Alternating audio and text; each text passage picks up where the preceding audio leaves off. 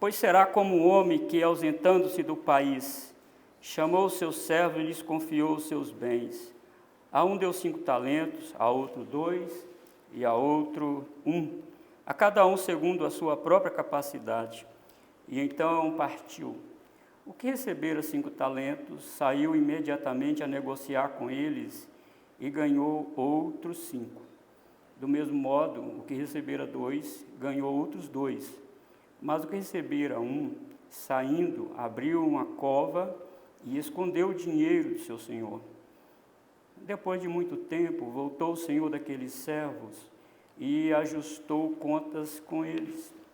Então, aproximando-se o que recebera 5 talentos, entregou outros 5, dizendo: Senhor, confiaste-me 5 talentos, eis aqui outros 5 talentos que ganhei. Disse-lhe o Senhor: muito bem, servo bom e fiel. Foste fiel no pouco, sobre o muito te colocarei. Entra no gozo do teu Senhor. E aproximando-se também o que recebera 2 talentos, disse: Senhor, 2 talentos me confiaste. Aqui tenho outros 2 que ganhei. Disse-lhe o Senhor: muito bem, servo bom e fiel. Foste fiel no pouco, sobre o muito te colocarei. Entra no gozo do teu Senhor. Chegando por fim o que recebera 1 talento, disse: Senhor, sabendo que és homem severo, que ceifas onde não semeastes, e ajuntas onde não espalhaste, receoso, escondi na terra o teu talento, aqui tens o que é teu. Respondeu-lhe, porém, o Senhor: servo mau e negligente, sabias que não ceifo onde não semeei, e ajunto onde não espalhei. Cumpria, portanto, que entregasses o meu dinheiro aos banqueiros, e eu, ao voltar, receberia com juros o que é meu. Tirai-lhe, pois, o talento e dai-o ao que tem 10. Porque a todo que se tem, o que tem se lhe dará, e terá em abundância, mas ao que não tem, até o que tem lhe será tirado. E o servo inútil, lançai-o para fora nas trevas. Ali haverá choro e ranger de dentes. Irmãos, o contexto cultural aqui deste texto, nós precisamos nos ater lá no mundo antigo, né? Nos dias de Jesus. As pessoas que tinham posses faziam longas viagens e demorava até 1 mês, 6 meses para lá. Esses senhores tinham escravos e não eram qualquer escravos. Eram servos de confiança, pessoas inteligentes, pessoas que sabiam fazer negócio. E tinha uma outra espécie de escravo que eram administradores dos bens dos seus senhores. Então, nesta cultura dos tempos de Jesus, era comum isso. Os senhores viajarem e deixar os servos tomar conta da sua fazenda, dos seus negócios, né? Ao contrário, queridos irmãos, do que as pessoas pensam, talvez até mesmo na igreja, né? As pessoas falam o seguinte: você talvez falou ou já ouviu alguém falar, né? Não enterra o seu talento, né? Fulano de tal está enterrando o seu talento. Mas, irmãos, talento não tem nada a ver com a habilidade natural que uma pessoa tem. Não é habilidade. Talento no mundo antigo, e principalmente aqui nos dias de Jesus, talento era uma unidade de valor que o mundo antigo tinha. E tinha talento de ouro e tinha talento também de prata. E nós vimos aqui na parábola que Jesus está contando que esse Senhor deixou nas mãos dos seus servos uma quantia exorbitante de dinheiro, 8 talentos.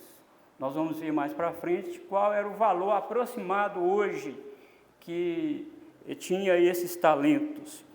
Então você percebe aqui, irmãos, que era muito comum isso, o Senhor sair viajando, só recapitulando aqui, e deixar os servos mais habilidosos para tratarem dos seus assuntos. E talento não é o que nós pensamos no nosso mundo hoje. de que pessoas possuem habilidade natural. Agora, irmãos, o contexto original da parábola. Nossa parábola está dentro de um contexto maior que começa no capítulo 24 e termina no capítulo 25. E essa parábola faz parte do discurso que os exegetas e comentaristas do Novo Testamento chamam de discurso das oliveiras. Jesus sabia que estava próximo à sua morte, estava chegando o dia da sua crucificação, e ele chama os seus discípulos para dar as últimas instruções a eles. E ele, sempre como ensinou, ele também falou por parábolas. Então, no capítulo 24, Jesus começa a falar para os discípulos o seguinte: olha, tome cuidado porque eu vou voltar, e quando eu voltar, vai acontecer, os dias da minha volta serão como nos dias de Noé. Está lá no capítulo 24, estou dizendo o contexto dessa parábola. Nos dias de Noé, as pessoas estarão envolvidas consigo mesmas. As pessoas não se aperceberão, como foi nos dias de Noé, que vai vir a destruição. As pessoas vão viver a vida delas, comendo, bebendo, casando e dando-se em casamento, e vamos dizer, não está na parábola, eu estou dizendo, enterrando seus mortos e vivendo a vida. As pessoas vão plantar, lembra lá que Jesus falou? 2 estarão no campo, um será levado, outro deixado. 2 mulheres estarão no moinho, uma será levada e outra deixada. Jesus está preparando a mente dos discípulos sobre a volta dele. Então agora ele entra para o mesmo discurso, é um discurso só. A gente louva a Deus também pelo zelo dos nossos tradutores, que fizeram a divisão, colocando um títulozinho ali, mas nem sempre o título corresponde com aquilo que o assunto está falando. Mas aqui sim correspondeu. Então, quando ele entra no capítulo 25, Jesus fala do mesmo discurso. No capítulo 24, você viu como que estará o mundo na iminente volta de Jesus. Despercebidas, muito despercebidas. As pessoas não querem Deus. As pessoas estarão envolvidas consigo mesmas, nos seus negócios, e as pessoas não vão perceber que a volta de Jesus, a volta do Senhor está próxima. Então, no capítulo 25, ele continua falando o mesmo assunto. E agora ele vai falar do mesmo assunto, dizendo como era o casamento lá no mundo antigo. A noiva era preparada por 10 damas, né? Que aqui o texto chama de 5 nécias e 5 prudentes. Estas meninas tinham aproximadamente 12, 13 anos, e era mais ou menos a idade da noiva. A noiva deveria ter também uns 13 anos, porque no mundo antigo, inclusive Israel, a moça, quando nascia, já era prometida a alguma família, algum rapaz conhecido da família. Então era normal casar-se aos 13 anos de idade. Então a noiva, que ainda para nós aqui hoje era uma criança, né? Ela tinha também as suas amigas, e ela escolhia 10 para arrumá-la, para ficar com ela, para tirar o nervosismo dela, para rir com ela. E Jesus, conhecendo essa cultura, ele fala exatamente isso sobre a volta do noivo. O ponto, queridos irmãos, que muitas pessoas cometem erro aí pregando, o ponto é que não é a noiva. A noiva é intocável. A noiva de Cristo, não. A noiva de Cristo é que não dorme. Quem dorme são as damas de honra que estão com ela. Então é muito errado as pessoas dizerem que, olha, quando Jesus voltar, a igreja, muitos dentro da igreja vão estar dormindo. Então não é a noiva. A noiva não dorme. A noiva está ansiosa, ela nem consegue dormir, né, por causa do casamento, né, o encontro com o noivo, ela quer que o noivo venha, né? Então nós percebemos aqui, irmãos, que Jesus está falando do mesmo assunto. Antes de entrar aqui nos talentos, ele fala sobre o descuido que muitas pessoas terão, porque 5 das adolescentes ficaram envolvidas, preparando a noiva, e não viu que o azeite da lamparina delas estavam acabando. E não viram, não perceberam, está muito envolvida. Você está pegando o ponto, irmão? Como é que as pessoas estão envolvidas? E Jesus, olha o ponto que Jesus está chegando aqui agora para nós, né? Que estamos envolvidos aí juntamente com, e somos a noiva do Senhor. E de repente, o noivo, alguém grita, o noivo está vindo. E o noivo chegou a que horas? 00:30. Mas, gente, o noivo hoje é diferente. Quem atrasa é a noiva. Lá naqueles tempos, era o noivo que atrasava. O noivo atrasava porque ele tinha que ficar arrumando os últimos detalhes, dote com a família da noiva, propriedade, eu vou herdar o quê? O que você vai herdar de mim? E era uma confusão, para fechar isso demorava. E nós vimos aqui que demorou. Chegaram num senso comum e o noivo ficou livre dessas amarras todas jurídicas do casamento, chegando perto da 00:30. E a noiva está lá ansiosa, será que isso vai dar certo, não vai? De repente alguém grita, o noivo está chegando, pronto. As estradas eram escuras. O noivo chegava até certo ponto da estrada e o mensageiro, o amigo dele, mandava chamar a noiva junto com suas damas. A estrada é muito escura e a luz da lamparina era muito fraquinha, então cada um tinha que ter sua lamparina para saber onde ele está pisando. Mas 5 não tinham. E aí agora? O que faz? Segue o cortejo junto com o noivo? Não. Que alguém pode me emprestar? Não, vai comprar você. Compra lá. Eu não posso emprestar, porque senão vai faltar para mim aqui também. Porque a estrada era longa. E o noivo pegaria essa noiva, levava para o salão de festa para dançar. E a festa, segundo os costumes judaicos, demorava, era 7 dias, né, de festa. E só que, enquanto as 5 nécias foram buscar azeite, a porta do salão da festa do noivo com a noiva fechou. Pronto, ficaram para o lado de fora. Olha onde Jesus está nos levando, irmãos. Aqui, nós estamos aqui vivendo neste mundo, né? Que a gente precisa estar envolvido, sim, trabalhar, nós precisamos cuidar da nossa família, mas aonde Jesus está nos levando e o ponto que Deus quer que nós, irmãos, pensemos aqui nesta manhã, exatamente isso.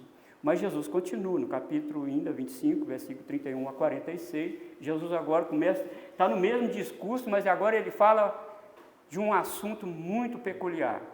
Diz ele, quando ele voltar, vai ser uma separação. Ovelhas à sua direita, bodes à direita, bodes à sua esquerda e ovelhas à sua direita. Vai haver uma separação. Aí, irmãos, quando a nossa parábola está tipo um sanduíche aqui no meio dessas duas parábolas, então agora nós podemos ampliar o horizonte para nós vermos aqui sobre privilégios e responsabilidades que nós temos como servos do Senhor. Quais são os privilégios e quais são as nossas responsabilidades? Que maravilha nós fomos resgatados do pecado, que maravilha nós sermos salvos pela graça, que maravilha que o Senhor escreveu o nosso nome no livro da vida antes da fundação do mundo. Que maravilha o Senhor ter nos elegido como povo dele, propriedade exclusiva dele. Ter colocado o Espírito Santo dentro de nós, selado a nossa vida com o Espírito Santo. Isso é grande privilégio, mas tem também responsabilidades. E muitas responsabilidades. Então eu quero falar, irmãos, aqui nesta manhã, para nós, sobre 3 coisas. Um Senhor e 3 servos. E uma grande soma de dinheiro confiado, o segundo ponto. E o terceiro ponto, irmão, prestação de contas. Pegaram, irmão, nós vamos aqui delinear esses pontos aqui. Um senhor e 3 servos, e uma grande soma de dinheiro confiado. E no final, prestação de contas. Haverá um julgamento. Paulo diz isso em Romanos 14, versículo 10, 2 Coríntios, capítulo 5, versículo 10, que haverá um julgamento. E Apocalipse também fala, né, que haverá um julgamento.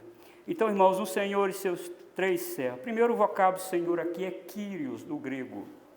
Kyrios, irmãos, era um senhor que tinha autoridade, uma pessoa que tinha autoridade sobre outrem. E dentro da política, Quírios era alguém, por exemplo, dentro do Império Romano, Era o imperador que mandava em tudo e em todos. A ordem partia dele. Era ele que delineava todas as decisões, embora o Império Romano tinha o Senado, mas o imperador era o mandatário do império. Então, ele é um Kyrios. E Jesus usa essa expressão grega aqui, que os gregos conheciam muito bem, que era o Kyrios. Mas também Kyrios era alguém que tinha grandes propriedades, que tinha muitos servos ao seu dispor. Então você percebe que nós temos aqui este Senhor poderoso, mandatário, que tem inclusive a decisão dos seus servos, a vida e a morte. Os bens que o servo, na verdade o servo nem tinha bens, era tudo do Kyrios, que nós, aqui o eufemismo do português não coloca escravo, mas coloca doulos, né? Coloca servo, porque a palavra doulos lá no grego é escravo, aquele que não tem vontade própria, aquele que serve a outrem, né? Então nós temos aqui o servo, doulos, literalmente escravos. E esses escravos vivem na casa do seu senhor. Agora, irmãos, preciso dizer algo importante sobre o escravo.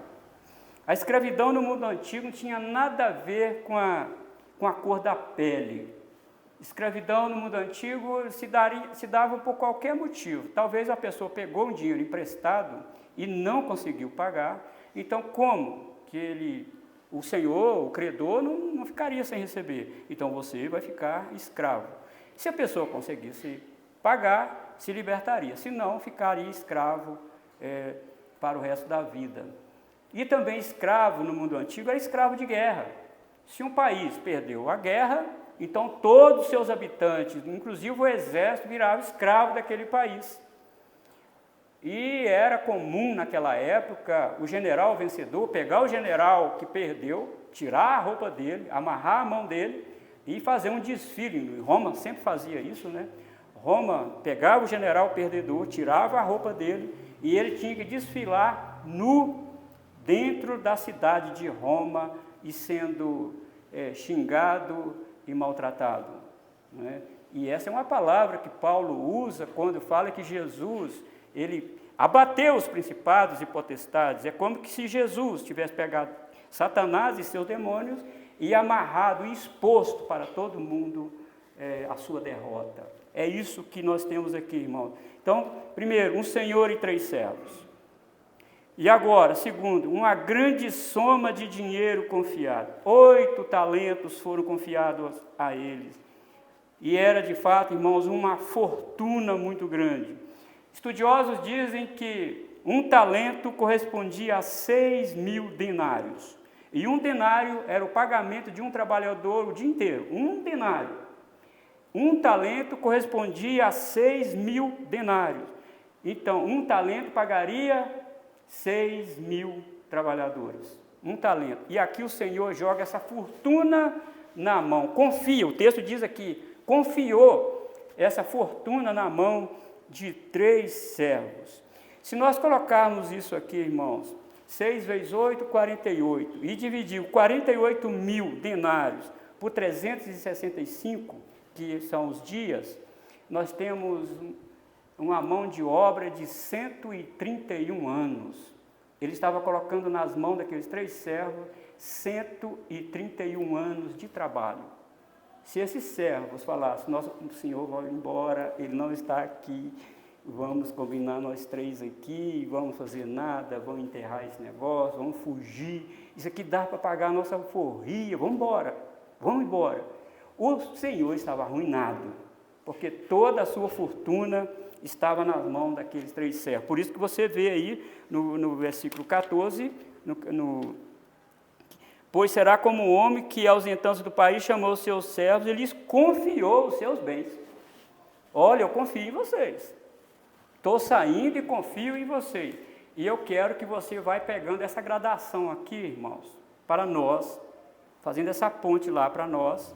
O nosso Senhor subiu ao céu, deu as últimas instruções para os seus discípulos e disse, eu estou dando a autoridade de vocês, procuração para vocês, para falar em meu nome, para expulsar demônio no meu nome, para curar no meu nome. Eu estou dando essa fortuna a vocês, esses bens a vocês. Além de vocês serem meus servos, eu estou confiando isso a vocês. Mas olhe, eu vou voltar. Estou confiando isso a vocês, mas eu vou voltar. Irmãos, é por isso que eu estou pensando aqui nesses 3 servos que poderiam ter fugido com o dinheiro, roubado seu senhor. Porque o servo saiu e ele falou o dia que vai voltar? Não falou. Ele falou para onde ia? Não falou. Nós só sabemos no versículo 19 que ele voltou depois de muito tempo, não é isso que está no versículo 19? Depois de muito tempo voltou o senhor daquele servo. Quer dizer, ele ficou ausente muito tempo. Não sabemos quanto tempo, mas ele ficou ausente muito tempo. Agora, irmãos, outro dado importante aqui. Todos aqueles 3 servos conheciam o caráter do seu senhor. Você vê nas palavras do servo infiel. Todos conheciam quem ele era. Todos sabiam que ele era generoso, que ele gostava de dar confiança aos seus servos. Todos sabiam disso, mas todos também sabiam que esse Senhor, o errado é sempre errado, o certo é sempre certo. Ele tinha um senso de justiça elevado, os servos sabiam disso. E eu quero que a sua mente processe isso em relação a nós e o nosso Senhor Jesus Cristo. Todos nós sabemos quem é Jesus, sabemos quem é Deus, o que o Senhor Deus fez na história, como Ele veio com julgamento contra os rebeldes. Passamos aqui recentemente pela epístola de Tiago. Tiago diz que Deus não poupou nem a anjos, não poupou Sodoma e Gomorra, não poupou. E o escritor aos Hebreus, no capítulo 2, versículo 1, diz: como escaparemos nós se não atentarmos para a tão grande salvação? Como? Então é bom que nós saibamos que temos muito privilégio, mas temos também muitas responsabilidades. Temos, irmãos, um trabalho a fazer, temos muita coisa a fazer. E nós somos servos de quê, irmão? De confiança do Senhor Jesus Cristo. E os servos receberam o talento de acordo com a sua capacidade. Ninguém, queridos irmãos, lá poderia dizer: eu não consigo granjear 5 talentos, porque o texto foi bem claro. Ele distribuiu conforme a capacidade de cada um. A capacidade de cada um.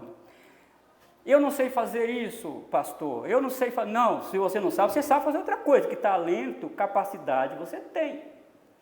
Porque se alguém não tem dom espiritual na igreja, irmão, lamento dizer, e talvez eu seja até rude demais em dizer, então você não pertence à igreja de Jesus. Você só pertence à igreja presbiteriana do Brasil. Só isso.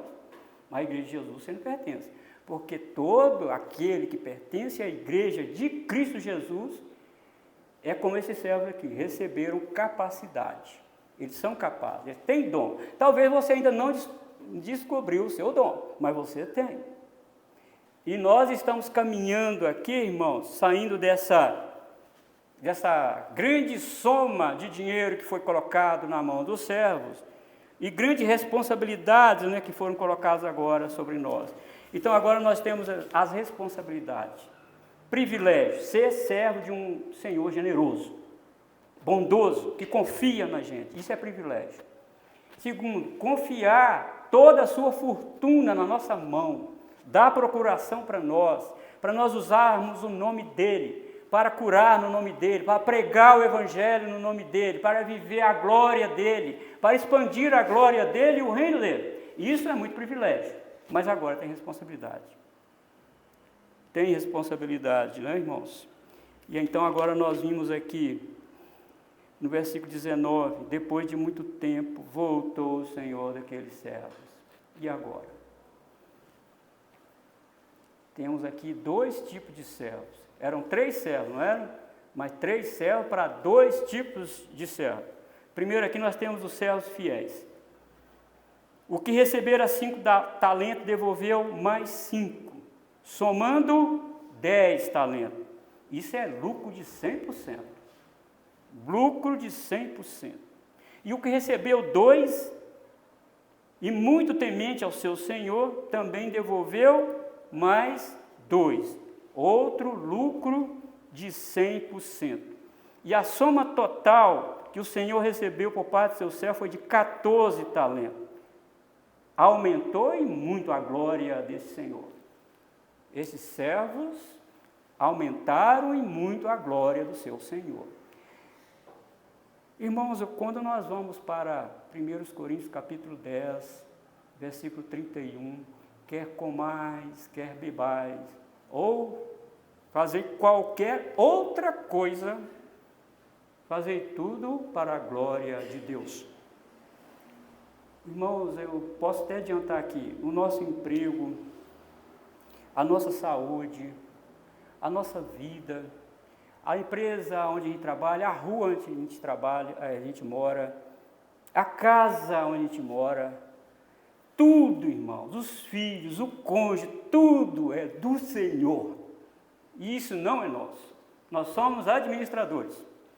E precisamos olhar para nós mesmos e saber como eu estou administrando meu tempo, como eu estou administrando a minha vida pessoal, como eu estou administrando a minha vida com meus filhos, com meu cônjuge, como eu estou fazendo isso, porque tudo isso são fortuna que o Senhor deu, né?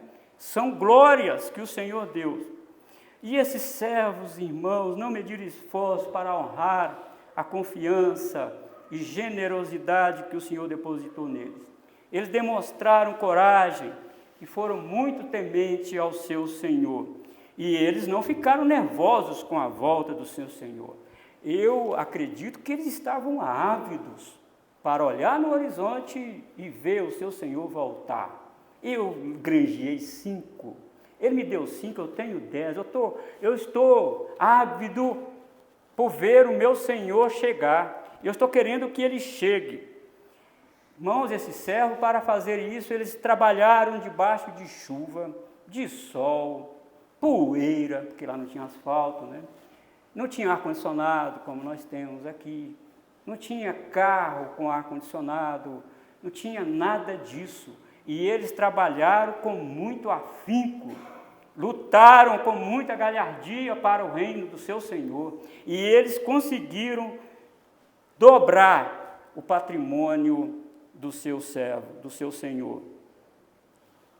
E o Senhor aqui, irmão, não exigiu nada. Toma esses talentos e granjeia eles para mim. E não exigiu percentual nenhum.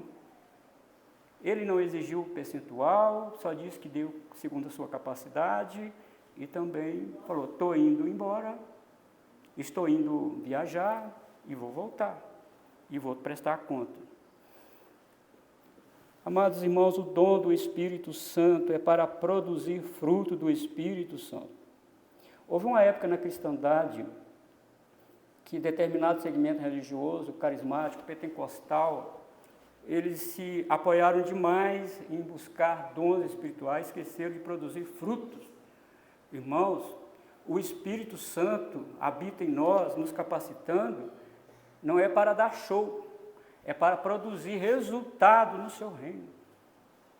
Às vezes o caráter fica comprometido. O caráter dessas pessoas que buscam exageradamente isso, sem se importar com o fruto do Espírito. Nós vimos aqui, né, sobre o fruto do Espírito, dividido em 3 categorias. Os 3 primeiros é o nosso relacionamento com Deus, os outros 3 o nosso relacionamento com o nosso próximo, e os 3 últimos é o relacionamento conosco mesmo. Está lá em Gálatas capítulo 5, versículo 22, se você quiser ler lá depois. Então você vê, irmãos, que o dom do Espírito Santo é para produzir fruto do Espírito. Os lábios do servo de Deus devem expressar a verdade do seu coração. Caso contrário, é hipocrisia. Precisamos, irmão, pensar no que nós estamos falando. Precisamos pensar em qual é o nosso senso de moralidade e qual é o nosso senso de comprometimento com o reino de Deus. Aonde nós estamos? Mas na mente dos discípulos, irmãos, quando os discípulos escutando tudo que Jesus está falando, e eu vejo, parece que eles não estavam nem piscando os olhos, atento ao que Jesus está falando. Então, quando chega o último servo, os discípulos devem ter pensado, ele também foi muito bem, né? Porque Nós conhecemos ele. Porque os servos moravam todos juntos, eram amigos, né? Eles eram amigos, moravam, serviam o mesmo Senhor e moravam no mesmo local, comiam a comida do servo, e estavam debaixo das mesmas benesses do seu Senhor. Então, eles conheciam. Então, na mente dos discípulos, quero ver aonde Jesus vai nos levar aqui. Ele falou de 2 servos, falta 1. Então, quando chega o outro servo, Senhor, o servo infiel, né? O servo infiel, ele já começa com desculpa, com justificativa, começa tentando justificar o seu erro. Chegando por fim o que receberam um talento, diz: Senhor, sabendo que és homem severo, que ceifas onde não semeaste e ajuntas onde não espalhaste, receoso, escondi na terra o teu talento. Aqui tem o que é teu. E eu fiz muito, Senhor, e não perdeu o que o Senhor me deu. Nas entrelinhas, o servo infiel está dizendo: olha como eu sou. O Senhor me deu e eu devolvi. Parabéns para mim. Olha, que desrespeito com o Senhor. Em outras palavras, irmãos, o servo está dizendo: está aqui o teu talento e eu não quero servir o Senhor mais. Eu não quero fazer mais nada. Está aqui o seu talento. Eu não quero, estou desmotivado, estou desanimado e não quero ser mais o seu servo. Está aqui o seu talento. E os discípulos ouvindo isso, né, irmãos? Ouvindo isso. O servo justificando. Eu fiquei com medo, Senhor, de fazer mau negócio. Mas, gente, o texto não nos diz que que o Senhor deu para eles o talento conforme a capacidade. Irmãos, nenhum de nós poderá chegar diante de Jesus que, olha, esse dia está chegando. Esse dia está chegando, irmãos. Está chegando. E às vezes eu tremo também, como pastor. Meu Deus, estou chegando esse dia de encarar o Senhor face a face. Vai ser um dia, irmão, glorioso para nós. Glorioso. Tiago capítulo 3, versículo 1, me deixa muito preocupado, porque a ninguém quereis ser mestre, porque receberá mais duro juízo. Eu tenho a responsabilidade sobre a igreja, de ensinar a igreja, de levar a igreja ao caminho correto. E como que isso? Se o Senhor me deu isso, é porque Ele me capacitou. Ele me capacitou. Irmão, nós estamos chegando para o grande dia de prestação de contas. Estamos chegando. E ninguém escapará. Ninguém. Todos nós vamos prestar conta daquilo que o Senhor nos deu. E como que nós vamos chegar lá? Senhor, eu não fiz o teu trabalho porque... lá na Igreja Presbiteriana no Brasil, Senhor, não sei se o senhor sabe, lá tem um tempo de mandato. Lá a gente é eleito para 5 anos e depois vence, então eu não fiz. Aí Jesus vai falar assim: você recebeu a ordenação, João Calvino chama isso de munus apostólico. Você recebeu a imposição de mão, recebeu. Eu não estou nem aí com o que a Igreja Presbiteriana do Brasil pensa sobre administrativamente da igreja local. Eu estou falando da minha palavra, eu te dei talento, eu te dei isso para você fazer. Eu não fiz porque eu pensei que o outro ia fazer. Irmãos, está aqui, cuidado, para você não se encaixar nesse que está com um talento, muito cuidado. Irmãos, o que o Senhor quer é fidelidade. Ele não exigiu percentual, exigiu? Não exigiu percentual.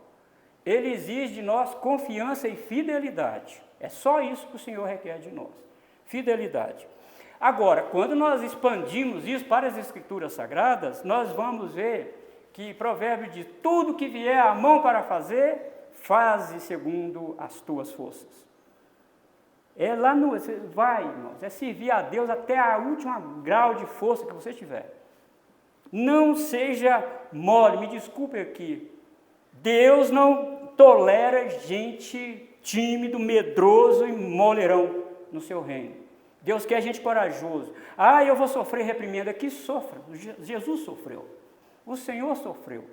Irmãos, aqui está para nós pensar no início deste ano 2023. Como nós vamos agir aqui em Guanabara como servo do Senhor, como pessoas salvas em Cristo Jesus? Como nós vamos agir? Nós vamos agir como os 2 servos? ou como um servo? Como nós vamos agir?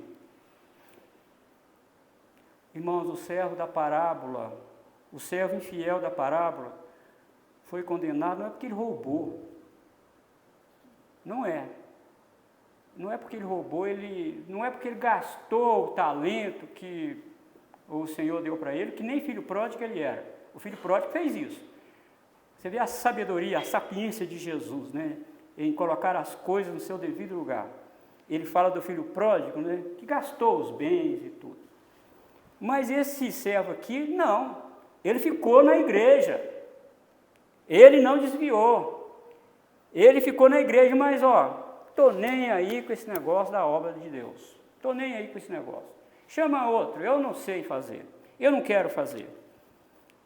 Olha, o texto foi bem claro. Esse servo foi banido da presença do seu Senhor, não é porque aquilo que ele fez, é porque ele não fez. É por aquilo que ele não fez. Mas, pastor, nós somos salvos pelas obras? Não, nós não somos salvos pelas obras. Mas as obras mostram a nossa fidelidade. As obras mostram, irmão.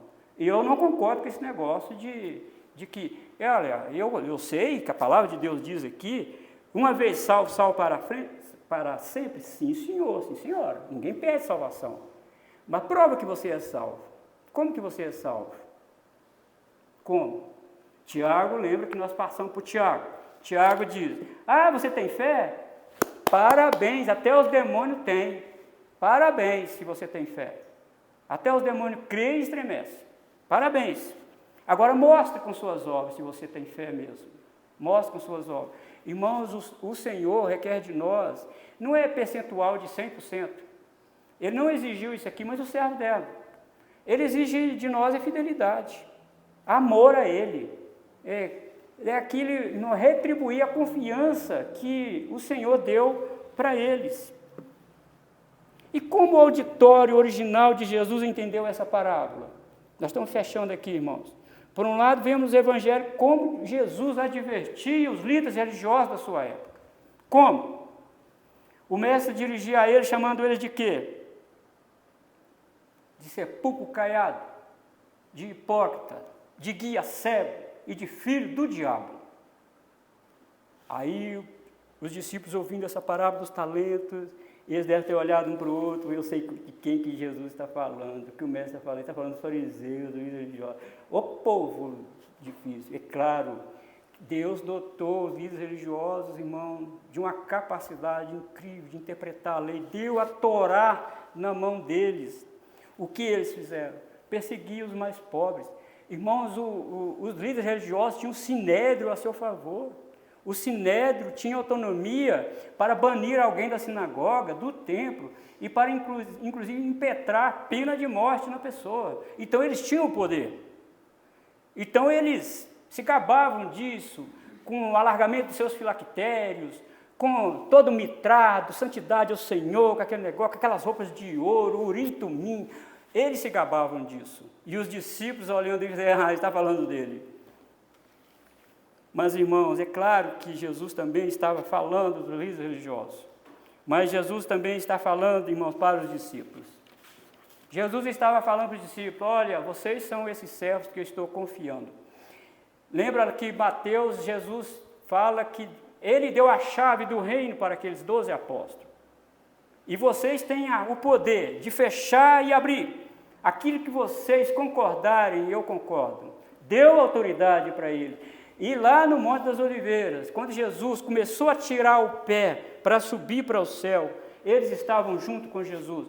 E Jesus dava as últimas instruções para ele. E quais foram as instruções que Jesus deu? Antes eles fizeram uma pergunta para Jesus, Senhor, como será o dia da sua vinda, Senhor? Qual sinal haverá da tua vinda, Senhor? Nós queremos saber. É nesse tempo, Senhor, que o Senhor vai restaurar o reino a Israel. Não vos compete saber os tempos e as estações que o próprio Pai estabeleceu pelo seu poder, mas recebereis poder do Espírito Santo e sereis minhas testemunhas, tanto em Jerusalém, Judeia, Samaria, até os confins da terra.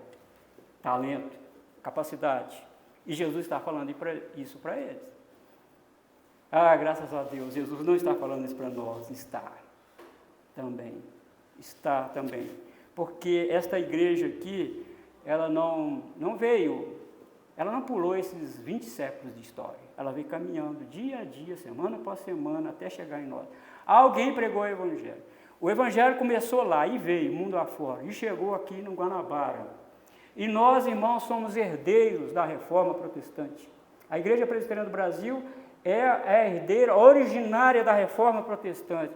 E eu me gabio, sim, é claro, mas tem muita responsabilidade com isso. Nós somos herdeiros dos puritanos, irmãos. Homens que foram piedosos no culto a Deus, homens que pregaram a palavra de Deus, homens que foram perseguidos pelos políticos da época, mas eles não arredaram o pé.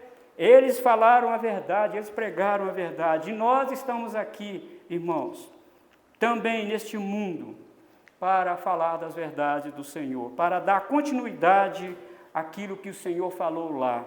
E Ele nos dotou, irmãos, de capacidade. Ele nos deu capacidade. E como nós vamos fazer com isso? Como nós vamos fazer? E não somente isso, né, irmãos? Ele nos deu uma palavra escrita, no nosso vernáculo, no nosso idioma. Né?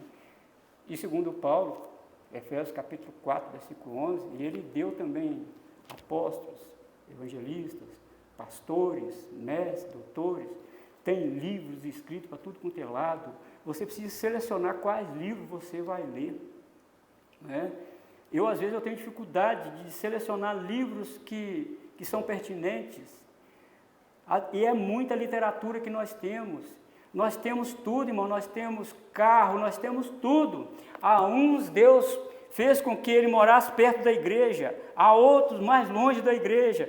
E o Senhor vai pesar isso tudo na balança. Tudo.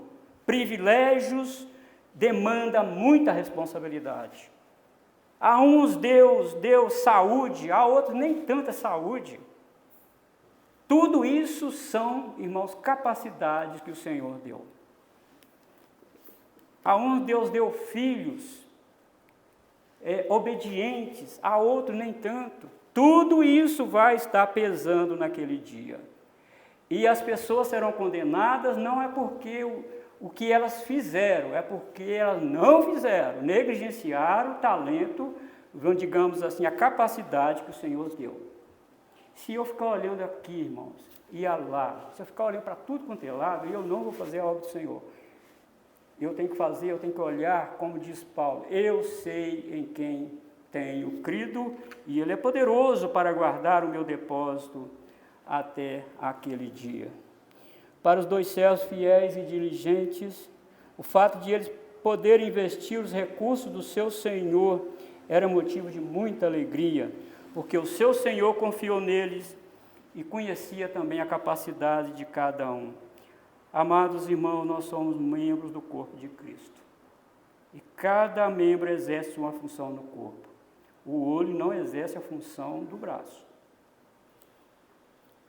Se isso acontecer, está uma anomalia no corpo. O corpo está aleijado.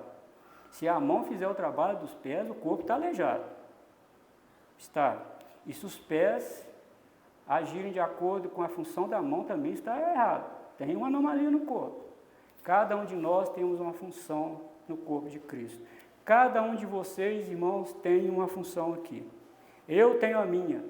Os presbíteros têm a deles. As irmãs da SAF, os diáconos, todos têm a função. O Senhor diz, estou indo embora, estou indo fazer uma viagem, eu vou voltar, toma aqui esses talentos e cuida deles para mim. E eu vou voltar e eu vou pedir conta. O negligente, o indolente, o letárgico, o medroso, está claro nessa parábola, está fora do céu, fora do céu. Tem gente, irmãos, que vai ficar fora do céu. Eu não conheço vocês, não conheço. Vocês não pertencem a mim, não conheço vocês. Vocês lembram aí, eu já repeti isso aqui algumas vezes, a palavra conheci lá que Jesus fala é gnosco, ter relacionamento comigo.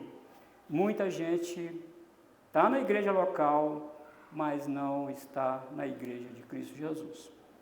E o servo estava lá, um dos servos estava lá, usufruindo das benesses do seu Senhor, mas não era servo do Senhor. Não era. Porque se fosse, tinha feito aquilo que o Senhor tinha mandado ele fazer. Que Deus em Cristo Jesus nos abençoe, irmãos. Privilégios e responsabilidades.